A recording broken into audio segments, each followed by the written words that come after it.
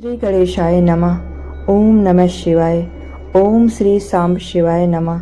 ओम नमः शिवाय। महर्षि वेदव्यास प्रणीत श्री शिव महापुराण के प्रथम खंड पूर्वार्ध का पाठ हम कर रहे हैं, जिसमें क्रमशः विद्वेषर संहिता, रुद्र संहिता में सृष्टि खंड, सती खंड, पार्वती खंड, कुमार खंड और युद्ध खंड है। तो आप सभी भक्तजनों का भोले बाबा के इस भव्य दरबार में स्वागत है। हमने पिछले के 7 वीडियो में शिव महापुराण के महात्म्य का पाठ किया है, तो आज से हम शिव महापुराण की प्रथम संहिता विद्वेषर संहिता का पाठ शुरू करेंगे। प्रथमा विद्वेषर संहिता अथ प्रथमो अध्याय। प्रयाग में सूत जी से मुनियों का शीघ्र पापनाश करने वाले साधन के विषय में प्रश्न। जो आदि और अंत में तथा मध्य में भी नित्य मंगलमय है, जिनकी समानता अथवा तुलना कहीं भी नहीं है, जो आत्मा के स्वरूप को प्रकाशित करने वाले देवता परमात्मा हैं, जिनके 5 मुख हैं, और जो खेल ही खेल में अनायास जगत की रचना, पालन, संहार, अनुग्रह एवं तिरोभाव रूप 5 प्रबल कर्म करते रहते हैं, उन सर्वश्रेष्ठ अजर अमर ईश्वर अंबिकापति भगवान शंकर का मैं मन ही मन चिंतन करती हूँ। व्यास जी बोले, जो धर्म का महान क्षेत्र है, जहाँ गंगा यमुना का संगम हुआ है, जो ब्रह्मलोक का मार्ग है, उस परम पुण्यमय प्रयाग में सत्यव्रत में तत्पर रहने वाले महातेजस्वी महाभाग महात्मा मुनियों ने एक विशाल ज्ञान यज्ञ का आयोजन किया। उस ज्ञान यज्ञ का समाचार सुनकर पौराणिक शिरोमणि व्यास शिष्य महामुनि सूत जी वहां मुनियों का दर्शन करने के लिए आए।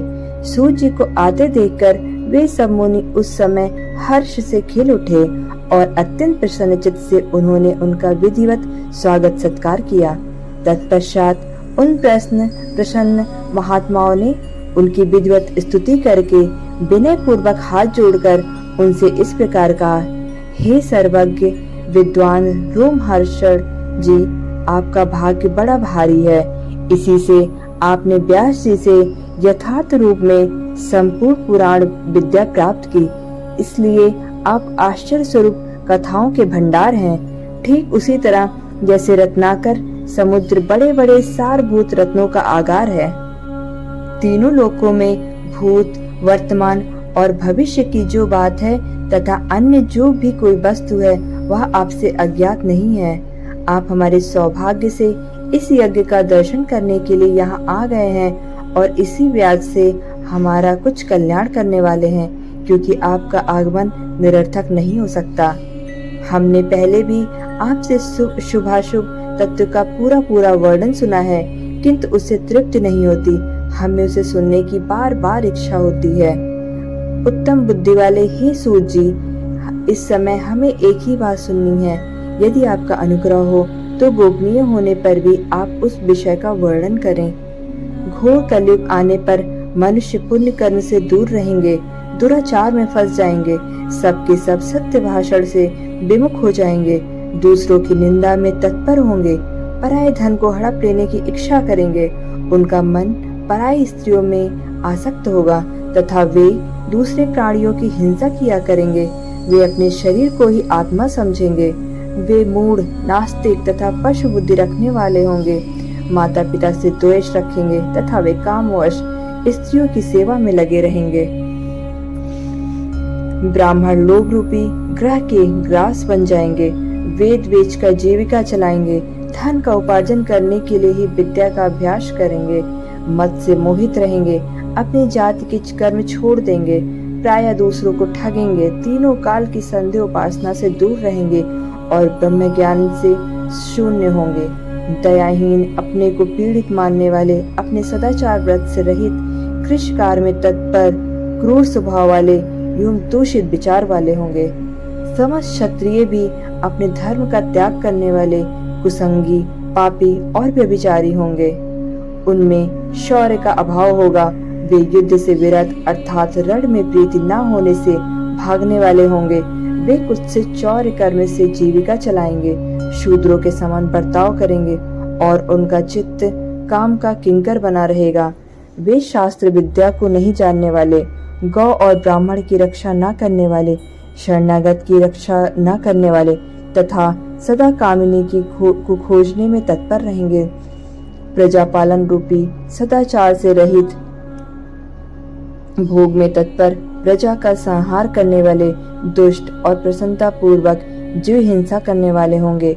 वैश्य, संस्कार भ्रष्ट, सौद धर्म त्यागी, कुमाग्री, धनोपार्जन परायण तथा नाप तौल में अपनी कुत्सित वृत्ति का परिचय देने वाले होंगे। वे गुरु, देवता और द्विजातियों के प्रति भक्ति शून्य, कुत्सित बुद्धि वाले, द्विजों को भोजन न कराने वाले, प्रायः कृपणता के कारण मुट्ठी बांधकर रखने वाले, पराई स्त्रियों के साथ कामरत, मलिन विचार वाले, लोभ और मोह से भ्रमित चित्त वाले और वापी, कूप, तड़ाग आदि के निर्माण तथा यज्ञ आदि सत्कर्मों में धर्म का त्याग करने वाले होंगे। इसी तरह कुछ शूद्र ब्राह्मणों के आचार में तत्पर होंगे।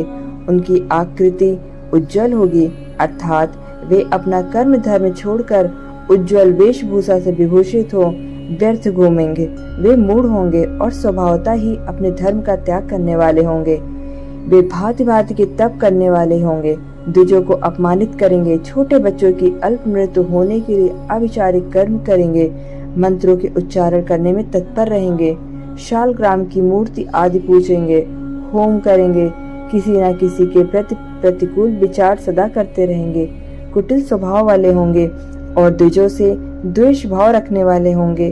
वे यदि धनी हुए तो कुकर्म में लग जाएंगे, यदि विद्वान हुए तो विवाद करने वाले होंगे, कथा और उपासना धर्मों के वक्ता होंगे और धर्म का लोप करने वाले होंगे।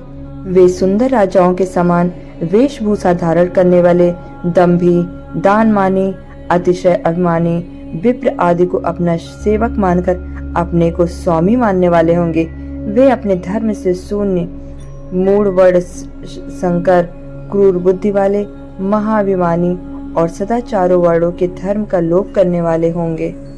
वे अपने को श्रेष्ठ कुल वाला मानकर चारों वर्णों से विपरीत व्यवहार करने वाले, सभी वर्णों को भ्रष्ट करने वाले, मूढ़ और अनुचित रूप से सत्कर्म करने में तत्पर होंगे। कलयुग की स्त्रियां प्राय सदाचार से भ्रष्ट होंगी, पति का अपमान करने वाली होंगी, सास ससुर से द्रोह करेंगी, किसी से भय नहीं मानेंगी और मलिन भोजन करेंगी। वे कुत्सित हाव भाव में तत्पर रहेंगी, उनका शील स्वभाव बहुत बुरा होगा। वे काम बेवल परपति से रति करने वाली और अपने पति की सेवा से सदा विमुख रहेंगी।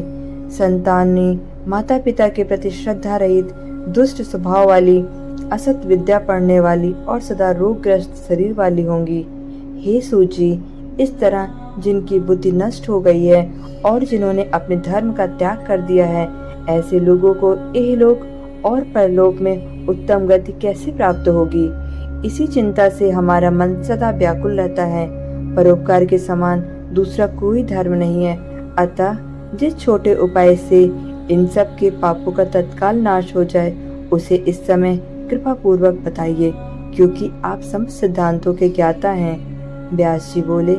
उन भावित आत्मा मुनियों की यह बात सुनकर सूत जी मन ही मन भगवान शंकर का स्मरण करके उन मुनियों से इस प्रकार कहने लगे। इति श्री शिव महापुराणे प्रथमायाम विद्वेष संहितायाम मुनि प्रश्न वर्णनम नाम प्रथमो अध्याय। इस प्रकार श्री शिव महापुराण के अंतर्गत प्रथम विद्वेष संहिता में मुनियों के प्रश्न का वर्णन नामक पहला अध्याय पूर्ण हुआ। ओम नमः शिवाय। तो भक्तजनों, यदि आप सभी को शिव महापुराण का यह पाठ लाभकारी लगता है तो कृपया चैनल को लाइक करें, सब्सक्राइब करें और शेयर करें तथा बेल आइकॉन बजाना